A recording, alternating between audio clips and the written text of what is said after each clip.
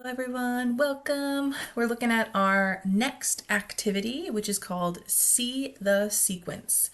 So we have our warm-up slide that says, here are two sequences. Press play to see the first four terms of each sequence. What do you notice and what do you wonder?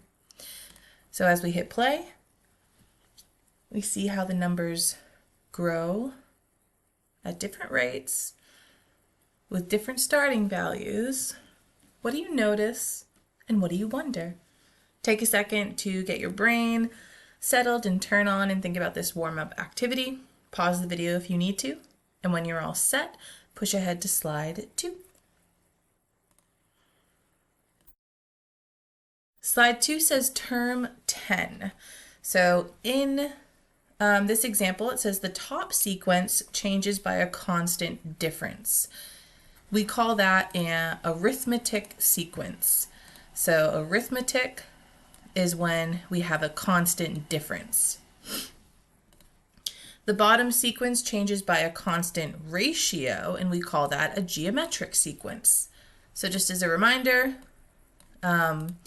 arithmetic is going to be plus or minus, and constant ratio is going to be multiplication or division. So we have our two sequences here. The first term we had was 50, and we have a constant difference of 25. So we're adding 25 each time, plus 25, plus 25, plus 25. Down below, the first term is 3, much lower, but this is a constant ratio, and we're multiplying by 2. Times 2 is 6, 6 times 2 is 12, 12 times 2 is 24. Which do you think will have the greater 10th term? So you're going to take some time just to think about what do you think, which sequence will have the greatest 10th term? There's no right or wrong answer here. It's just what you think. And then once you choose one of the boxes, there'll be an option to explain your thinking. So just looking at our four options here, arithmetic, geometric, they'll be the same or not enough info.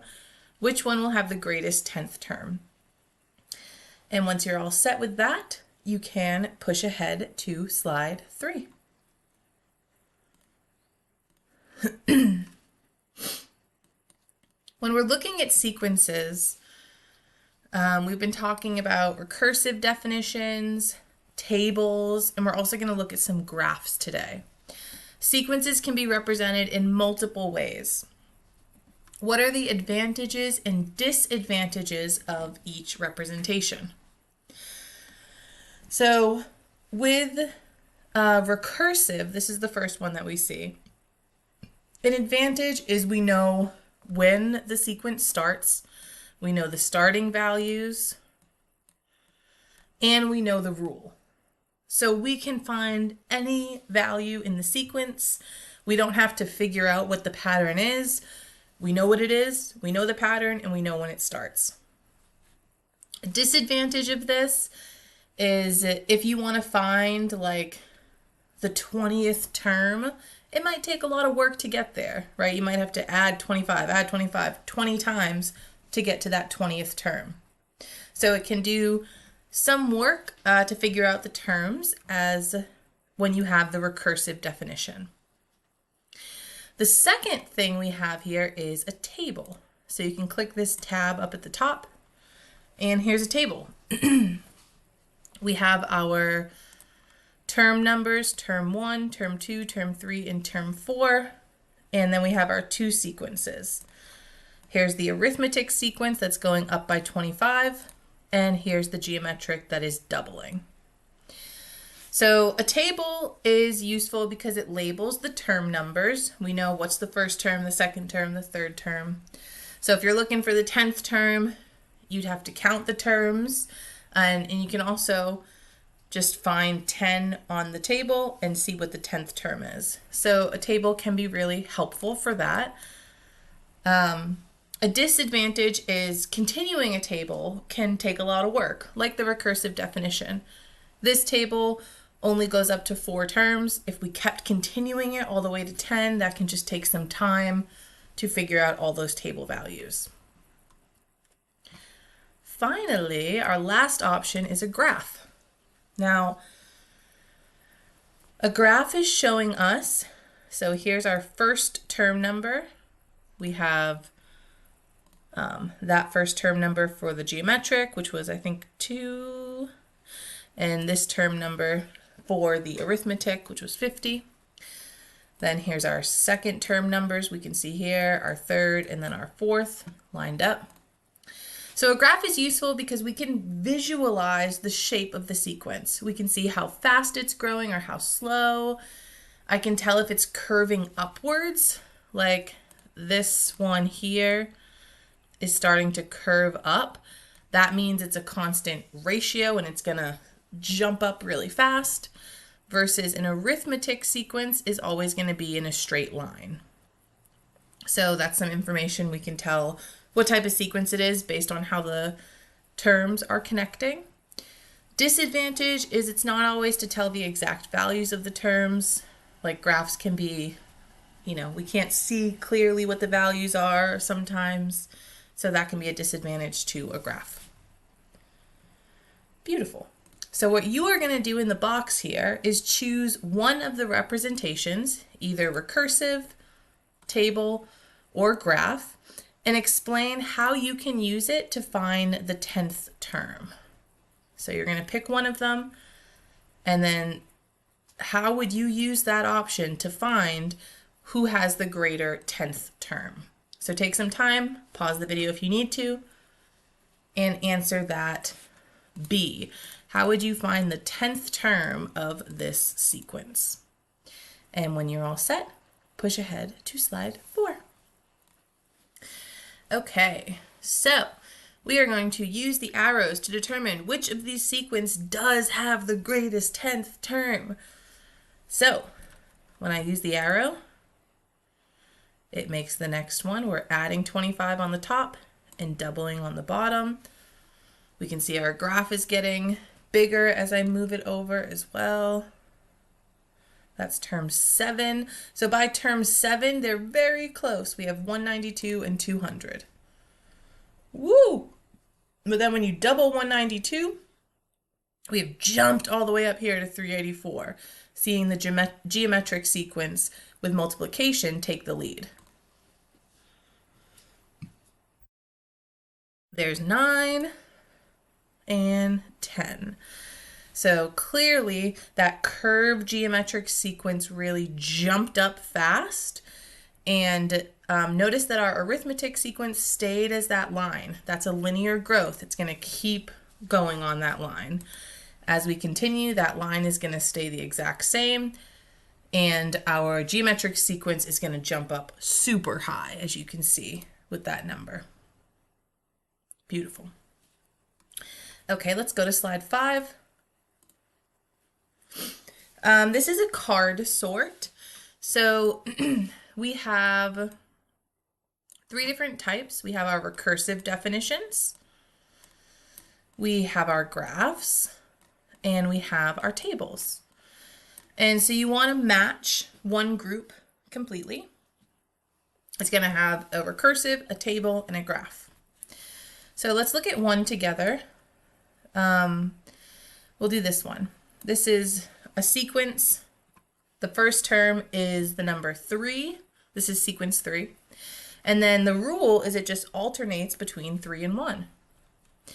So here's our table. You want to make sure you put it on top so you have that purple outline. It's clicking in.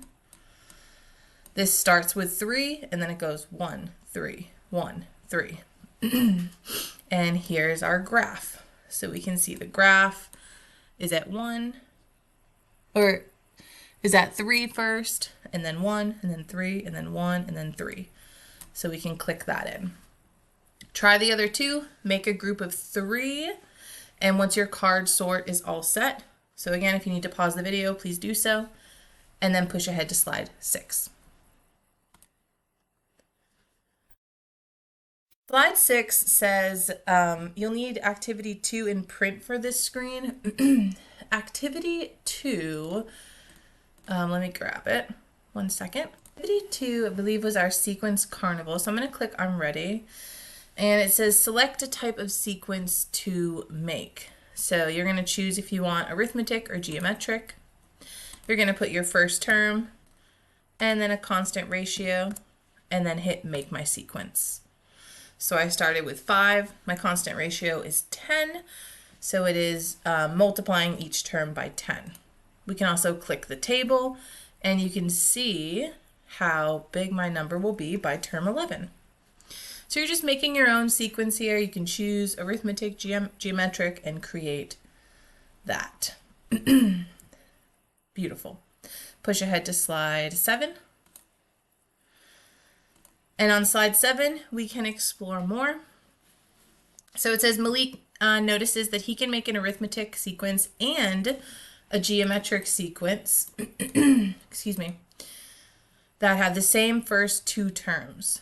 In the table, continue the sequence in 2 ways, as an arithmetic and as a geometric. So, for the arithmetic, we're adding. So to get from 8 to 12, we added 4. So we want to continue that same constant difference. 12 plus 4 gets us 16. 16 plus 4 is 20. 20 plus 4 is 24. So there's our arithmetic sequence of adding 4. For geometric, how do we go from 8 to 12 using multiplication? If we're not sure, remember we can always do it backwards to figure out what the multiplier was. So we would do 12 divided by 8. And that tells us the multiplier was 1.5. So 8 times 1.5 gets us 12. And then we would do 12 times 1.5, which gets us 18. 18 times 1.5 is 27. And 27 times 1.5 is 40.5. So they both started with 8. And what did we multiply by again? 1.5. They both started with 8 and 12. One was a multiplier and one was with a geometric sequence, and one was using addition with the arithmetic sequence. This says, how long do you think it would take each sequence to reach 1,000? So I want you to think about these sequences. For the arithmetic sequence, it starts at 8 and adds 4 each term.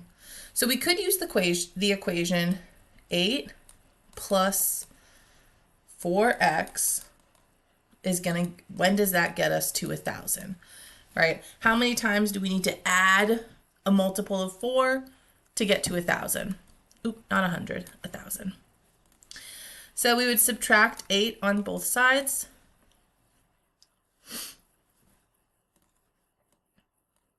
And then we'd have 4x equals 1,000 minus 8 is 992.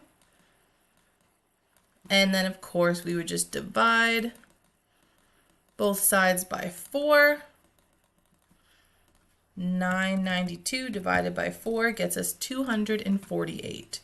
So for the arithmetic sequence, it would take 248 terms to get to 1,000. Okay. For the next one, for the geometric, we start with 8.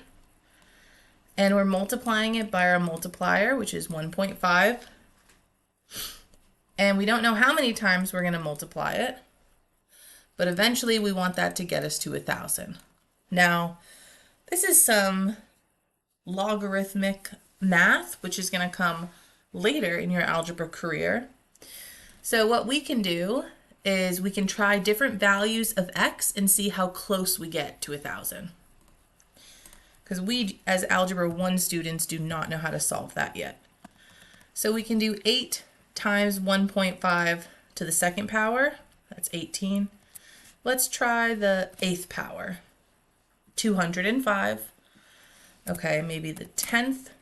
461. 15th.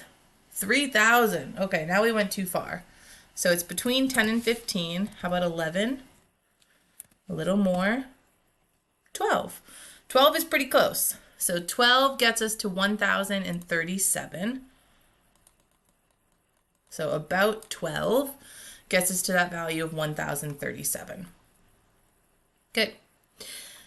Give yourself some sentences here explaining what we did, and check out part 2 of the video.